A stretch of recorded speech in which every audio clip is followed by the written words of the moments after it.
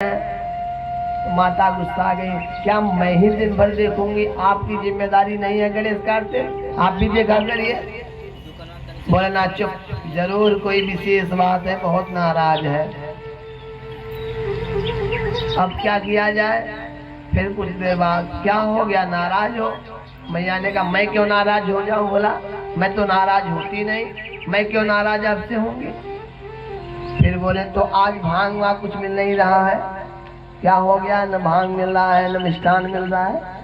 मैया ने कहा क्या मैं ठेका लेकर बैठी हूँ? जब आओगे भांग दो, तुम्हारे बच्चों को खीर दो, एक को लड्डू बनाओ, सबको कुछ न खाने को दो, मेरा भी तो मन कुछ करता है।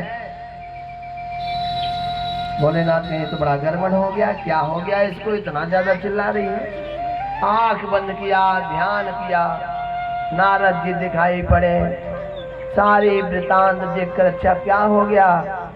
मैया ने पूछा अमर कथा क्या है? शिव ने कहा अमर कथा के बारे में कैसे पता? मैया ने कहा पता है, मुझे सुनाई क्यों नहीं, ये पहले बताओ। शिव ने कहा सुना दूंगा, कौन सा जल्दी है। बोले नहीं मुझे सुनना है, और सुनाए क्यों नहीं, पहले इसका उत्तर दो। बोले बाबा ने कहा देखो तुम महिला हो, औरतों के पेट में पानी नहीं पचता, ये शास्त्र कह रहा है, मैं नहीं। तुमसे बताऊंगा, तुम 10 को बताओगी, और फिर अमर कथा रहस्य में नहीं रह पाएगा। अमर कथा रहस्य में नहीं रह पाएगा। मैया ने कहा मुझे सुनना है, चाहे जो हो जाएगा। ठीक है अभी सुनना है, चलो ठीक है। कैलाश पर्वत का सबसे ऊंचा शिखर पर शिव पार्वती चले गए। शिव ने एक ताली बजाया, उस ताली के प्रभाव से जितने वहां पशु पक्षी थे सब उड़ उड़ के चले गए। दूसरी ताली बजाया, सुगंध हवाएं वहां पर आने लगी, प्रकृति जागृत हो गई, फूल पौधे खिल गए, सुंदर आवाज, चिड़ियों का एक अलग ही आनंद उनको मिलने लगा। चारों तरफ सुगंध हवाएं आ रही हैं। शिव पार्वती ने फिर शिव ने अपने त्रिशूल को तीसरी बार बोला कि हर जगह निरीक्षण कर लो, कोई हो ना जो अमर कथा को सुन ले। त्रिशूल ने पूरा परिक्रमा करके आ गया कि कोई नहीं है। इधर भगवान भोलेनाथ अमर कथा प्रारंभ कर रहे थे तो माँ से कहे देखो इस कथा में तुम जी स्वामी जरूर बोलोगी, फुंकारी भरती रहना, जिससे मुझे पता चले कि तुम सुन रही हो, क्योंकि जब मैं सुनाऊंगा तो आंख बंद करके सुनाऊंगा। इधर जैसे ही स्वामी सुनाना शुरू करें, पार्वती जी स्वामी कर रही हैं, और उसी मध्य में शुरुआत में ही कथा के एक ऊपर घोंसला था जिसमें एक सुगे का अंडा था, और जैसे ही कथा प्रारंभ हुआ वो सुग बालक अंडा से बाहर निकल आया। तोता सुग बालक, सुग्गा घर में होते हैं तो बहुत जल्दी सीख जाते हैं बोलना। वो जी स्वामी सुन करके लगा दोहराने, जी स्वामी। इधर पार्वती सो गई। अब जब पार्वती सो गई, कथा चल रहा है जी स्वामी। अचानक शिव जी का ध्यान खुला, देखे पार्वती सो गई। पार्वती से बोले उठो, सो गई? पार्वती ने कहा सो गई स्वामी, क्षमा करिएगा, फिर से सुना दीजिए। क्या वो तो सुना दूंगा, लेकिन तुम जब सो गई थी ये जी स्वामी कौन बोल रहा था और कौन सुन रहा है? शिव ने त्रिशूल को फेंका, खोज के लाओ कौन है जो सुन रहा है। त्रिशूल एक सुग बालक को देखा, शिव स्वतः दौड़ गए, इस सुग बालक को मैं समाप्त कर दूंगा। और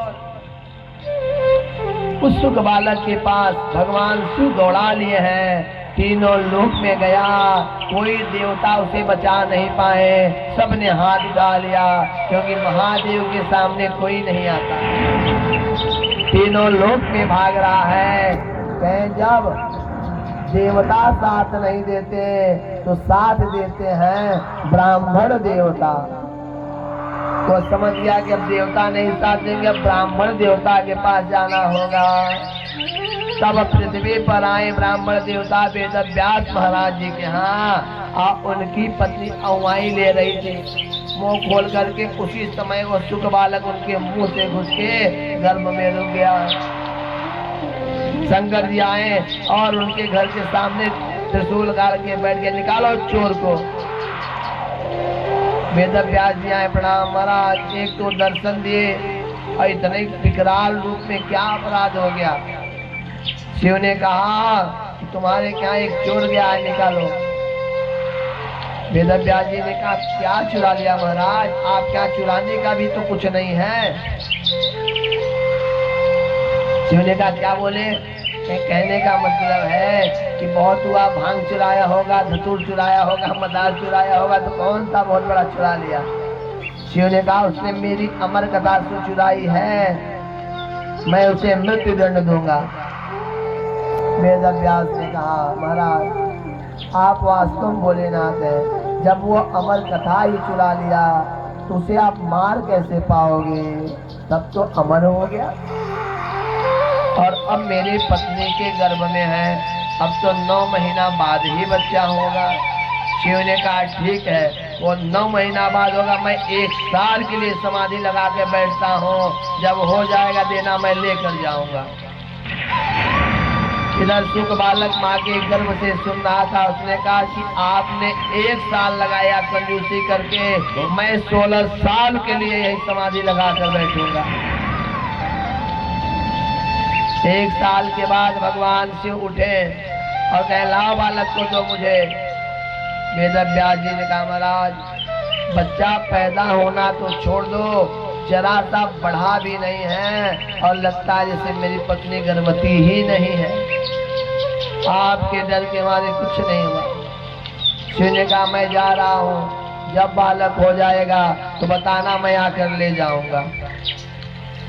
कई वर्ष बीत गए, 15.5 साल बीत गए। तो भगवान विष्णु से वेद व्यास जी ने निवेदन किया, भगवान कुछ कल्याण करो, मेरी पत्नी से पीड़ा बर्दाश्त नहीं हो रहा है, कुछ मार्ग करो। तब श्री नारायण, श्री हरि, श्री विष्णु आकर के और उत्सुक बालक से प्रणाम करके बोले हे महाराज अब आप निकलो, बहुत पीड़ा है वेद व्यास की पत्नी को, अब आप आ जाओ। उत्सुक बालक ने कहा मैं नहीं आऊंगा, अरे संसार बहुत सुंदर है, बड़ा आनंद है, बहुत उत्तम है। वो सुख बालक ने कहा इसीलिए तो नहीं आऊंगा, इस संसार में आकर सब बुद्धि भ्रष्ट हो जाती है, चकाचौंध में माया मोह सब ग्रसित कर लेता है, मैं नहीं आने वाला। विष्णु ने कहा आ जाओ। बोले एक शर्त पे आऊंगा, आप अपनी माया को मोह से मुझसे दूर रखेंगे। भगवान ने कहा चलो, 1 सेकंड का जो 100वां भाग होता है उतना समय के लिए मैं माया मोह को रोकूंगा, तुम आ जाना। क्षण मात्र के लिए परमात्मा ने अपने माया मोह को रोका है और उस सुखदेव मुनि महाराज प्रकट हो गए। बोलिए श्री सुखदेव मुनि महाराज की।